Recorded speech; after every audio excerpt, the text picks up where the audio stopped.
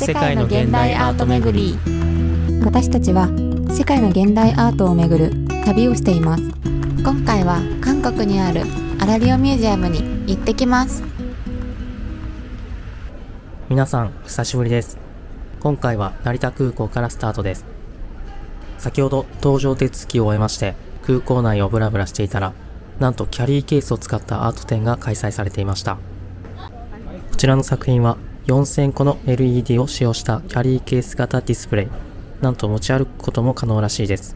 他にも40点ほど展示がありましたが、ぼちぼち出国手続きの時間なので行ってきます。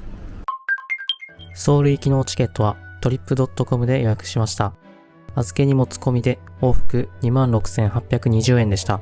片道約3時間だったので、席にモニターはついていませんでしたが、結構快適に過ごせそうな席です。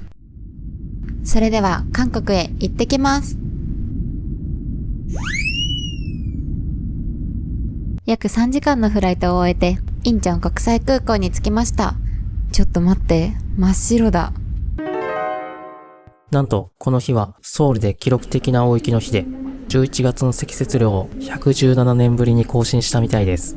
着陸後約1時間ほど飛行機の中で待機していました。どうやら雪のため離陸できない飛行機で溢れ返っていたみたいです。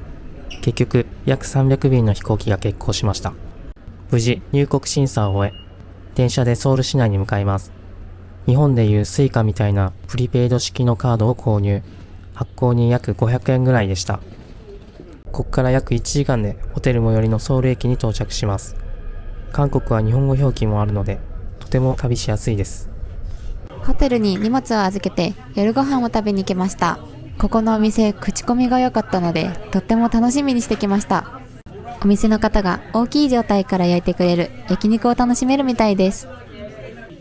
サンチュに巻いて食べたり、ニンニクやわさび醤油などアレンジがたくさんできてとっても美味しかったです。おはようございます。これから朝ごはんを食べにミョンドンに行きたいと思います。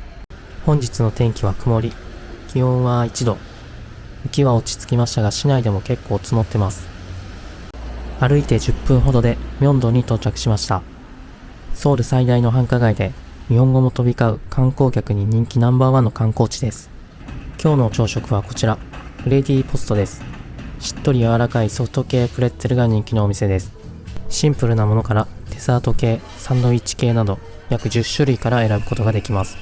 コーヒーもちゃんとエスプレッソマシンで抽出していて結構本格的です。シナモンフレーバーのプレッツェルを選びました。約500円で割と大きかったので結構お腹いっぱいになりました。ミョンドンのショッピングストリート、たくさんのお店があってお土産を買うにはぴったりです。買い物をしたいところですが、今はちょっと我慢をしてここを通り抜けてバス停まで向かいます。バス停に着きました。ここからバスで向かいたいと思います。運賃は日本円で約160円でした。車内は日本と変わりありませんが、韓国のバスは乗るときにアピールをしていないと止まってくれないので要注意です。最寄り駅に着きました。あれがアラリオミュージアムかな。着いた。バス停から歩いて2分ほどで着きました。ここはドラマのロケ地にもなるほど有名な建物を2014年にリニューアルし美術館にしたそうです。ちょっと不気味な雰囲気だけど、夏は壁一面緑の葉っぱで覆われるみたいです。早速中に入っていきたいと思います。ここでチケットを買うみたいですね。アラリオミュージアムの営業時間は10時から19時。月曜日はお休みです。こちらは美術館のフロアマップです。6階建てですが、フロア一つ一つがとてもコンパクトなギャラリーでした。チケットは約1600円でした。ギャラリーにとても狭く危険な場所もあるので、10歳以下は入場制限があるみたいです。オサングオンさんが写真と彫刻の融合を試みたシリーズ作品の一つで、これはランボルギーニ・ムルシアラゴの模型をブロンズで作り、その表面にオレンジ色のアクリル絵の具を厚く塗っています。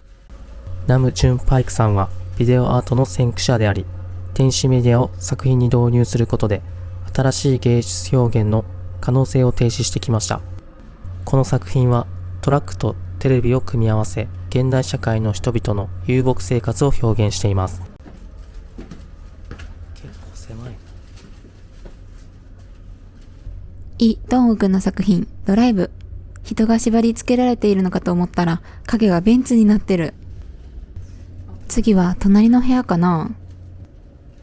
まだまだ奥に作品があるみたいです。階段があったので上がってみました。すると、うわ、びっくりした。かなりリアルな人形がこっちを見て立っていました。さすがにびっくりした。え、何これ？車が埋まってる。さらに奥に進むと、キース・ヘリングの作品がありました。今の階が最上階だったので、螺旋階段で降りていきます。ここは結構縦長の美術館みたいですね。宮島さんの作品はデジタルカウンターで表現されていて、それぞれの数字が異なる速度で点滅し、0を示さないことによって時間や人間のライフサイクルの連続性、永続性、関係性を示唆しています。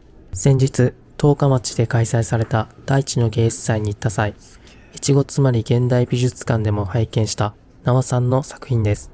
よく見るとクリスタルの奥に鹿の剥製が見えます。しかも2匹いますね。チケット売り場の一角にギフトショップもありました。ちょっとコンパクトだけど様々な種類のグッズが売っています。ちょっと不気味だったけど面白かったね。さて、コーヒーでも飲みに行きますか。バスに乗ってミョンドンまで戻りたいと思います。目的地に到着です。奥には立派なミョンドン聖堂が見えるここに、今回行きたかったコーヒー屋さんがあります。コーヒー店らしくないロゴデザインが目に留まるコーヒーリブレ。アメリカの映画ナチョリブレ覆面の神様という映画の主人公をモチーフに作られたそうです。なぜここのコーヒー屋さんを選んだかというと、オーナーさんのコーヒー哲学にめちゃめちゃ共感したからです。コーヒーリブレオーナーのソ・ピルフンさんのコラムがあるので、気になる方は概要欄からご覧ください。メニューは2種類ありました。エスプレッソを使ったドリンクとブリューイングのメニューです。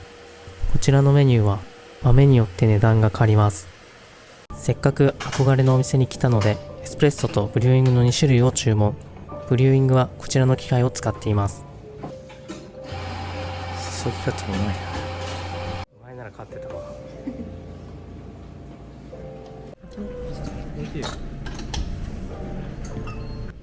このエスプレッソのクレマ、めちゃめちゃ綺麗すぎます。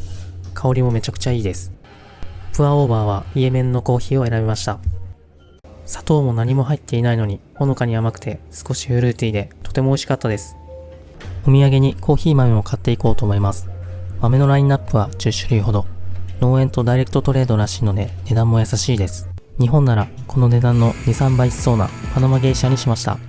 コーヒーもごちそうさまでした。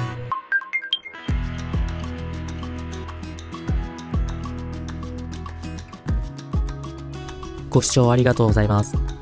次回の美術館は、都心の文化発信地にある過去と未来をつなぐ現代美術館、国立現代美術館ソウル館に行ってきます。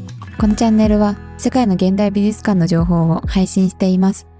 この動画がいいなと思った方はチャンネル登録とグッドボタンをよろしくお願いします。